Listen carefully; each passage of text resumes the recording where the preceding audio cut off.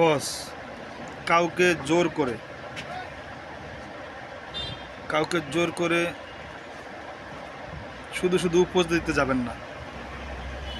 আপনার তাকে কিন্তু ভালো উপদেশ দিবেন, ভালো কাজের জন্য, ভালো একটা জব করো, ভালোভাবে চলাফেরা করো। নিজস্ব লোক কিন্তু আপনার আশেপাশের মানুষ, আত্মীয় স্বজন যেই হোক না কেন, উনি কিন্তু আপনার এটা কিন্তু ফ্রি, তো ওটাকে গুরুত্ব দিবে না।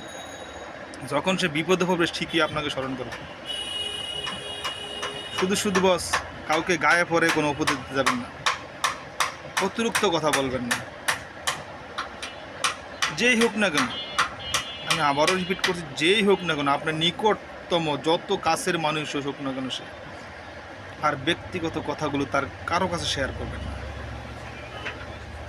আপনি ভালো আছেন, এটাই সেরা, এটাই বেস্ট।